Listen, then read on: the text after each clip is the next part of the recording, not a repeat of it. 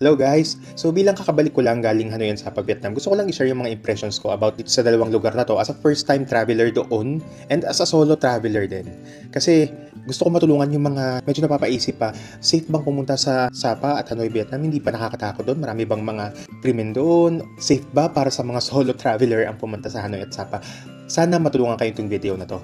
By the way, si Raymond pala to and I make travel contents. If you are currently looking for travel tips at saka hotel recommendations, you can check out my account. You can also check my Vietnam Hanoi and Sapa playlist for tips on your upcoming Hanoi and Sapa vacation. Okay?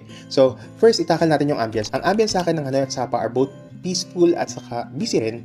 Busy kasi halos karami ng mga locals doon, may kanya-kanya silang mga business na nagki-cater sa mga tourists. So, ni-ensure nila na buhay na buhay ang mga negosyo nila by catering well sa mga nagbabakasyon sa Hanoi at Sapa. Very busy yung streets, talagang kahit saka lumingon, merong mga restaurants, may mga cafe, may mga nagtitinda sa kalsada, no? Pero at the same time peaceful kasi walang masyadong nightlife, walang masyadong ingay.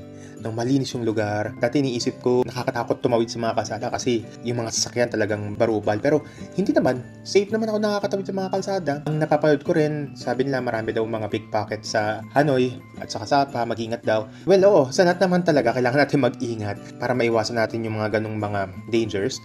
Pero ako, nakabackpack lang ako noon the whole time and wala naman ako na-experience, hindi man ako nawalan. Para sa akin, very peaceful ang Hanoi at saka Sapa, Vietnam. Kaya kung sobrang stressed ka sa buhay mo, this is one of the places na pwede mong bisitahin para magtanggal ng stress.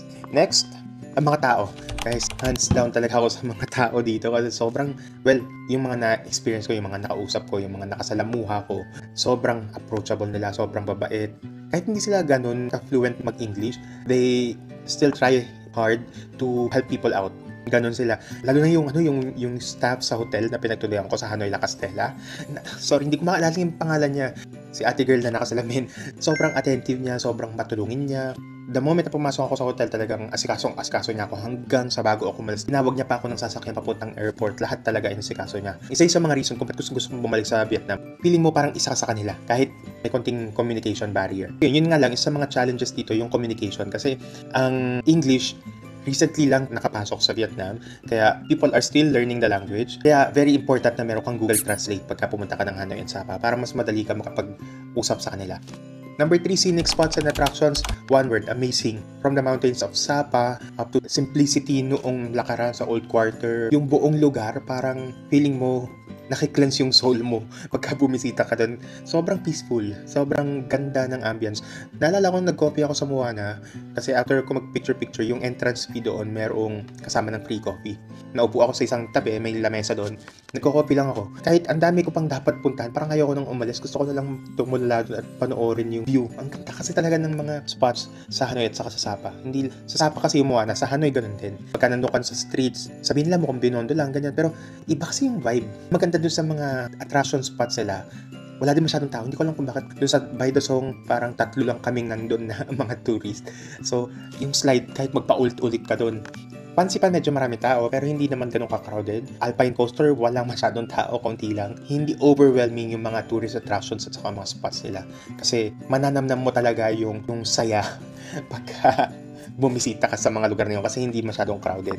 Also, pala just to add, intact yung culture nila with high influence ng mga French kasi nga dati silang under ng French. Makita nyo yung Sunworld Plaza, St. Joseph Cathedral, yung Mega Grand World Hanoi. Heavily inspired siya ng European culture. Yun din yung na-appreciate ko sa kanila kasi intact yung culture nila. Feel mo na nasa ibang lugar ka, hindi mo makikita sa kahit saan yung streets of Hanoi, streets of Sapa, may uniqueness sa kanilang mga tourist spots na masabi mong, dito lang to makikita. Next, food. Sa totoo lang wala akong high expectations sa food nila kasi inisip ko puro gulay. Hindi naman ako mahilig sa gulay, mahilig ako sa mga karne. Pero nang nandun ako, natikman ko yung banh mi, yung pho, soup based, pho at saka dry based.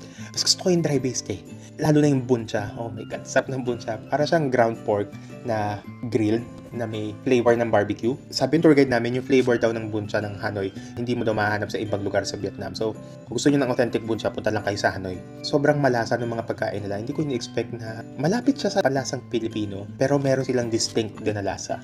Lastly, budget. medyo mahal ang flight compared sa ibang Asian countries, pero hindi ganun kamahal. You can look for flights as low as siguro mga 3,500 to 4,000 round trip pagka nakaseat sale. Actually, nag-check nga ako ng flight papunta doon, parang yung presyo niya katulad lang ng sa Boracay. Ang food at saka transpo, mura lang din. Mabubuhay ka doon siguro ng kahit 500 to 600 per day. Kasi mura lang yung mga pagkain na. Ang transpo, kung mag-grab ka lang everyday, mura lang din. Siguro, kung malala yung pupuntahan mo, aabot ka ng 400 to 500 a day. Kunwari, within Old Quarter ka lang, wala, lalakarin mo lang lahat doon yung mga attractions. And then, pamisa-misa ka lang babiyahe. Nagastos ko lang sa pagkain doon, parang 600 per day. Tapos sa transpo, roughly mga 400 per day. So yun, ano pa? I guess yun lang. Yun, overall akala ko hindi exciting yung magiging Hanoi sa pa-Vietnam trip ko kasi isip ko parang baka familiar feeling lang yun kasi parang nakikita ko sa mga video parang Binondo, ganyan. Hindi ako masyadong excited before ako umalis pero nandun ako, a moment na makarating ako sa Old Quarter, iba yung ambience, iba yung feeling, nakakagaan sa pakiramdam, yung warmth at saka yung bait ng mga tao. Yun yung number one reason ko kung ba't gusto kong bumalik doon kasi gusto ko siya ma-experience ulit. And solo traveler pa ako noon kaya doble-doble yung kaba ko before ako tumuloy. Pero nandun ako, nawala lahat ng worries ko. Kung mag-solo travel ka doon at saka first time mo, huwag kang mag-alala, safe ka, basta hindi ka basta mag-iingat ka lang syempre. Sa naman ng pupunta natin, pwede tayong may makasalumuhan na hindi okay na tao, di ba? Gusto kong bumalik ulit sa Hanoi, gusto kong itry yung Danang, gusto ko itry yung Ho Chi Minh. Yun.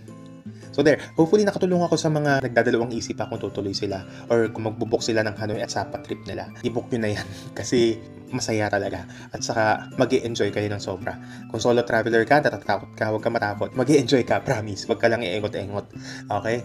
So there, kung magbubuk pala kayo ng hotel at saka mga travel activities, pwede kayo mag-book sa Agoda at saka sa Klook.